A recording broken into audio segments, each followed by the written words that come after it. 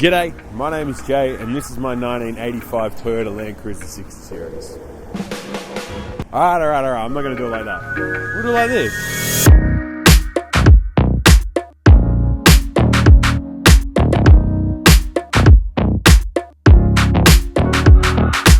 In this video I'm going to do a complete walk around of the 60 Series, show you everything that I've done to this car in the last 2 years and give you sort of a up-to-date sort of video to show you exactly what's been going on with the car, because it's been quiet. I've been working off-screen and you know, we've done a bunch of things, so I kind of want to show you around and show you what's good. So starting up the front, we have the ARB bull bar. Now this bull bar came stock with the 60 Series. I've grinded this bull bar back to bare metal, I've re-primed it. Look, I did a pretty good job. It's not perfect, but there's a couple of rust spots, but the black looks way better than the color matched one, so I'm really happy I did that. Connected up to the bull bar is a Ironman winch at 9,500 pounds. To be honest, I didn't quite know where to mount this, so I'm pretty happy that we got it where it was. On top of that, we have got just a King's cabled rope. This thing has pulled me out a couple of times now. Works absolutely great, really happy with it. We just have a cheap King's little light bar on the front, hooked up to a little switch inside, which is really good. Across the front, I've got Amazon cheap nasty, I think $100 for the pair, low beam, high beam, and it's got the halo ring. I don't use the halo ring. I think it looks a little, how do you say, cop baity. So we're not going to be using that. Coming across, repainted all the grills, repainted the Toyota badge, and that would be from the front bull bar's perspective, just about everything. Coming around to the sides, we have Yokohama Geolander G003 33s or 305 75 16s on -22 steelies. These are crazy. You can see they're pretty much still new. I reckon I've done maybe 5,000 Ks on these, and these are unbelievable. I'm so glad I've got these tires. These things are absolute game changer. Hello little guy, how you doing? Hi. Are you gonna bite me? Don't bite me. Hello. Great tires, highly recommend. I'm going to do an in-depth video review on these separately. Coming around, we have upgraded the mirrors. These are just cheap knockoff eBay specials. I think there's a little something there if you can see it. What else have I done? I've rebuilt the rear drum brakes from the ground up, so all brand new gear in those. Absolutely stoked. Terrain Tamer products always where I can. This car, G-Pack, came with the sliding doors. Obviously these windows always fail. The rubbers are terrible. Do not ever buy the rare spare rubbers, they don't work. I went to just change these to fixed window, and I might in the future attempt to make these gull wings without using the old man emu packs. Across the top we have a cheap $100 roof rack that I bought on Gumtree or Facebook Marketplace, sorry, and have just very poorly strapped it to the roof for the weekend away I did. Now, for the back, this rear bar was built by me. So I'll quickly cover off everything that this rear bar is. So, this rear bar is 150 by 55 mil steel with, I think, 16 bolts of contact to the chassis. There was a little bit of removing old parts. I have a full build on this rear bar. But other additions are it is strutted so it doesn't swing out and hit the side of my car like it did when I first built it, so learning. Holds a 33, these is just 100 by 53 mil, which if you get a close look, I'll make sure I get some closer looks on it, you'll see that it's pretty similarly built to most stuff. It's pretty straightforward to do this stuff if you want to do it at home. And then 2 fuel carriers, because I have 3 jerry cans on this car. I'll explain why when we look underneath. LED strip, brake indicator lights with reverse face mount lights. Now these put out a ton of light, but I do have a couple of issues with my NSS not engaging those rear lights. If you know, you know. Alright, so getting under the car. This car is currently running 2 inches of lift. Now, the suspension is an old man emu suspension kit. I don't believe it is lifted, judging by the measurements on the car, but the extended shackles are 2-inch from Superior Engineering. They work a treat. Now, I did put these in without caster correction wedges, and it was an absolute death trap. So it has also got 3-degree caster correction wedges front and rear, which is absolutely fantastic. Brand new steering dampener as well, that's something to mention. Front and rear axles have had all the unis replaced and greased, so the car, from a suspension and steering point of view, it's got new tie rod ends as well. This thing handles like an absolute dream. Even with the big tires, it does not want to move around at all, which is really nice. Especially to have these big old buses on the road. You do get a little bit worried about how they're driving. So this thing drives immaculately. Engine bay time. Alright, once again I am keeping this thing absolutely filthy because I've come back from a trip, but I wanted to show you around. There is a bunch of things that we've done in this engine bay. Nothing too wild, but a lot to talk about here. So we're running the 3F petrol engine. Now I know you guys who love your diesels are going to say petrol's shit. Diesel's better, but you know what, your mum's been drinking it for years and she turned out alright. It's actually not a bad rig. She is a little thirsty, admittedly, but for a 40-year-old car, you don't really expect that much. Now, on the top of this, from the snorkel, we're running silicone joiners all the way properly into the standard airbox. From there, we're in this custom airbox that was built by my friend David. David, thank you so much, man. You absolutely nailed this thing. This here gets fixed to the king of the engine bay in this car, the Holley Sniper EFI. Now, if you don't know what a Holley Sniper EFI is, basically we have done away with the original carburetor and we have put in electronic fuel injection. So yes, inside this carburetor is 2 fuel injectors, 2 ports, and this thing is it just changes the condition of this car. This car's gone from just being another unreliable carby fed car to just something that you can really trust. I have had teething problems. They mainly come from myself and the car, not so much the Holley. I have had to replace one part on the Holley carby already, but it was a common part to go and I was able to get a part at Repco. So how good's that? What else have we done inside this car? The brake system. This is not the original brake system. This is a 80 series dual diaphragm with an 80 series master cylinder. This actually gets plumbed up to some LN106 front calipers and makes this thing pull up like you would not believe. This thing is incredible when it comes to braking. I'm really happy with it. I would love to do the same conversion on the rear, but I don't think it's necessary.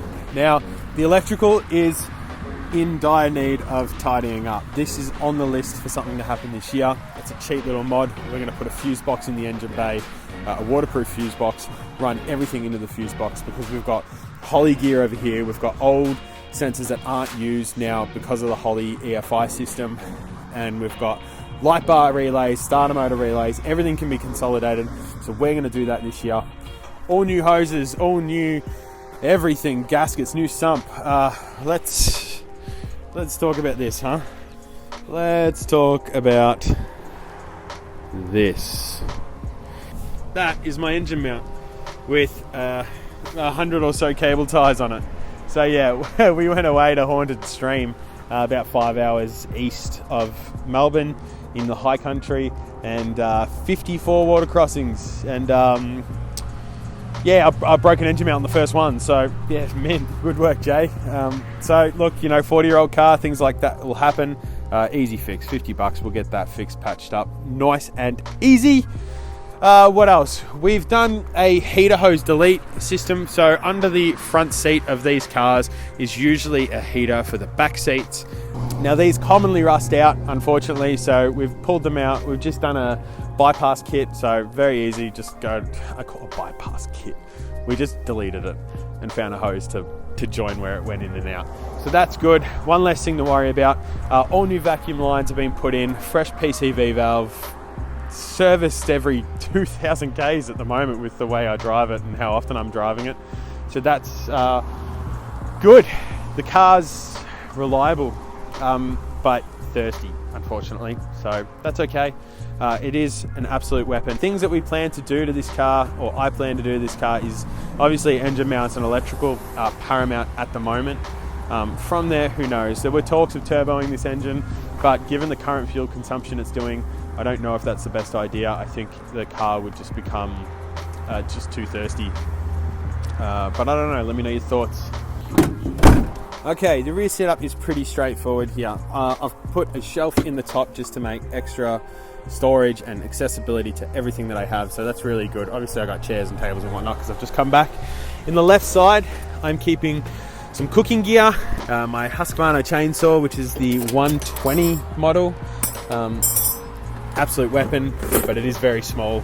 Also, I keep some pantry items in there as well, cleaning, whatnot. The official pantry, so pots, pans in a crash pad bag. Now, these were given to me, these Makita boxes, which have been so helpful. So, in this one, I keep tools, rope, chainsaw, gear oil, 2-stroke additive, extra bits and pieces, just, you know, the general parts and stuff. If I were to carry spare replacement gear, it would go in here if it would fit as well. And then behind that, I have the ARB, the Thumper air compressor behind there, which works great, but the reader is busted. Down this side, the second one, we keep the esky. What is in the esky? Woo! Thank you very much. And then behind the esky, which I know is not great, but behind is the second Makita box that keeps all my recovery gear in it for now. Like I said, this is temporary. This is a camping setup, not a four-wheel driving setup. Obviously, if I were to do it, the recovery gear would be accessible from the cab, not the back of the car. But I digress. And then in this side, bit of coolant, bit of oil, because when your car's 40 years old, you definitely need both of them. First aid kit on hand right there. So that is sort of the basic rear setup of the car. I think it's pretty functional as it is. Obviously, drawers are king in this situation, but you know, the more I can do myself and save money on this car, the better. So here we are inside the cab. Now, the cab is, for the most part, the dash is relatively stock, but I have done a few things in here. So we are sitting on XR6 seats with the Hurricane Fab installation adapters. That's all my camera gear. Back seats are bone stock. Steering wheel stock. Everything's stock. Now, one of the interesting things I have done is I didn't want to put a custom crappy stereo in. I want to get an original radio to go in there, even if it's not connected.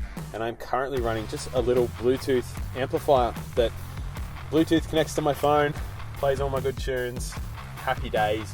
2 speakers in the front, 2 tweeters just down low. Really handy.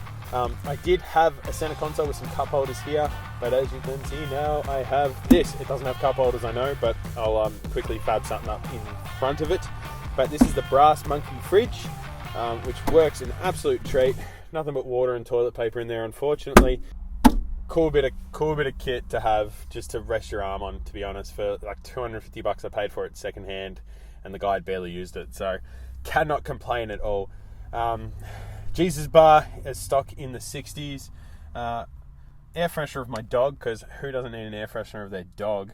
Obviously, there was a choke cable here. This now operates my Holy Sniper EFI kit. Now, I'll go into that in a second, but obviously this other one does absolutely nothing as well. A few holes down here, which I plan to patch up one way or another, either with lights or something. I hate having holes there, but whatever.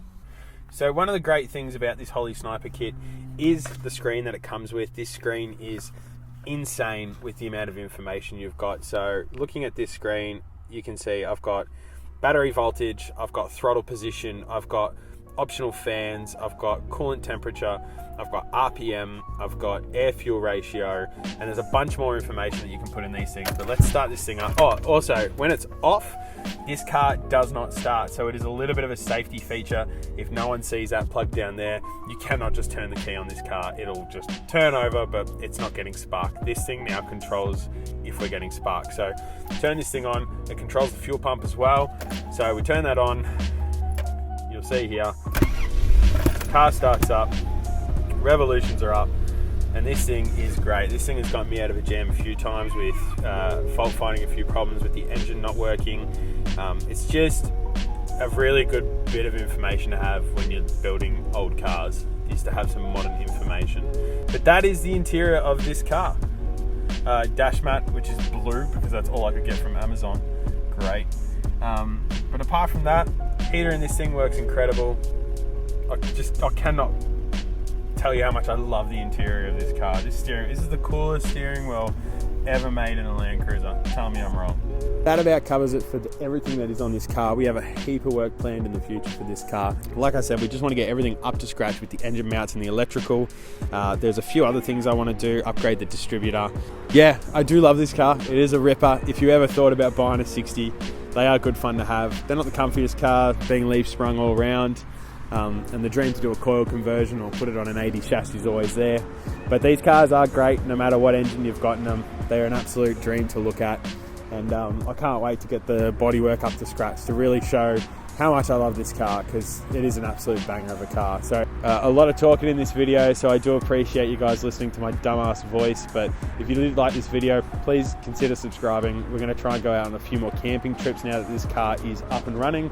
Obviously we've got a few things to fix, but yeah, whatever. If you do enjoy it, please consider subscribing. And if you want to see some cool videos, or if you have any questions, let me know down in the comments if you want to see me talk about something on this car or do something to this car. And if you want to see more in-depth going away videos, let me know. And anyway, my first modified video was on me. Yeah.